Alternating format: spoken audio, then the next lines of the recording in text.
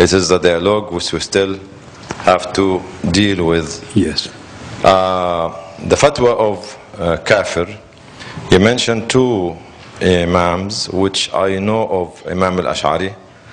Maybe because my lack of knowledge, I don't know who Imam al-Maturidi.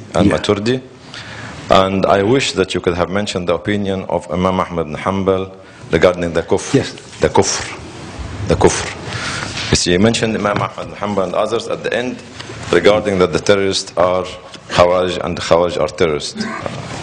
The last hadith of the Prophet ﷺ, the last sermon, لا ترتدوا بعد كفارا يضرب بعضكم رقاب بعض. It is the act of kufr which lead the Muslim to the non-Muslim to kill one another, not actually the killing which lead them to become kuffar. جزاكم الله خير. Thank you very much. So when we talk of dialogue to bringing them to the right track, it means only the youngsters who have been brainwashed and committing the acts of terrorism and human killing, they are not for dialogue. For dialogue are the main people who are behind them, those who deserve to be discussed. Definitely the room of dialogue is open for them. And the government should try to bring them on right path. That's why this is a dialogue. The fatwa launching ceremony itself is a dialogue. Just to give them the arguments, give them the evidence so that this is the best option to bring them to right path. This is one aspect. We are in favor. We are talking unless, but for the dialogue, the condition is if they are still committing the acts of terrorism, dialogue means they should set down their arms and they should be peaceful and get ready for dialogue. Then dialogue is always welcomed. One thing.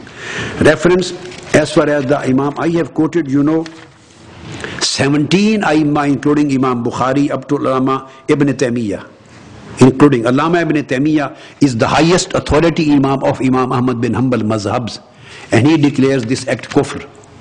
He takes from Imam Ahmad bin Hanbal, so Imam Ahmad bin Hanbal has been quoted. Another references which you have asked, I have quoted in my 4th chapter on the concept of rebellion. Either terrorists are declared the Kharijai terrorist or they are declared rebels, al-Bughat or al-Khawarij or al-Bughat. And that Imam Ahmad bin Hanbal has declared on all these people, they agree on their killing. They never supported them. There's fatwa of Imam Abu Hanifa. I have given fatwa Imam Malik, fatwa Imam Shafi, Imam Ahmad bin Hanbal, Imam Sufyan Sawri, Imam Mawardi, Imam Sarakhsi, Imam Kasani, Marghinani, Imam Ibn Qudama about kufr, Imam Nawawi and Imam Ibrahim bin Mufli al-Hanbali and those.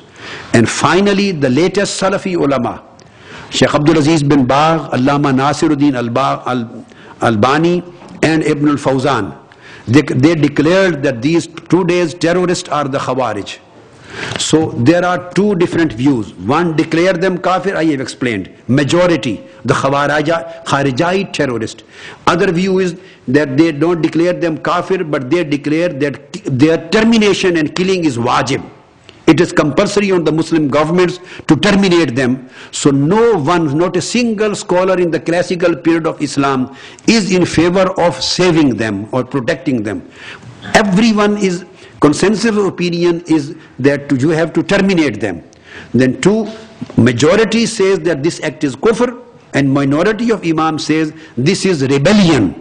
They deserve the punishment of termination instead of kufr, and I have quoted now the second authorities too. Thank you very much. Jazakallah, Imam Khotr. One question that I have is regarding with the Somali issue. And one of the problems in Somalia is that the youngsters out there are made to believe that whatever they're doing, it is for the greater cause to bring the country into Islamic rule.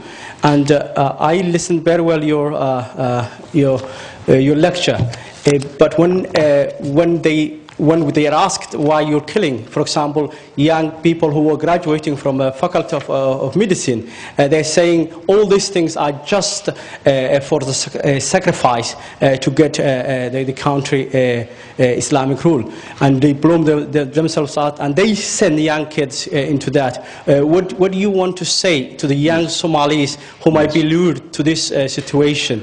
This is very relevant and significant question. Thank you for that. I would say categorically that even if a certain Muslim government and the rulers are not practicing Islam, they are Muslims, they are not practicing Islam perfectly, they are not enforcing the Islamic laws and commandments perfectly, even they are sinful. Hundreds of classical authorities of Islam, Hanafi, Maliki, Shafi'i, Hanbali, even the Jafari and Salafi, all sects in the classical era of Islam, they agree on the fact, according to the Holy Prophet's tradition, which comes in Sahih Bukhari and Muslim, the chapter of Imara. Holy Prophet ﷺ said that a time will come that there would be very bad Muslim rulers having their governments on Muslim societies, very bad, and worse rulers will come. And so much so that they will curse the people and people will curse them. They will have no mercy and good acts for the population. So companions asked, categorical question which you have asked today, that Ya Rasulullah, if that times come and we see the Muslim rulers in this condition not enforcing properly the Islam and not doing good acts, so are we not, at that time the Muslim would not be allowed to take arms and to fight against them?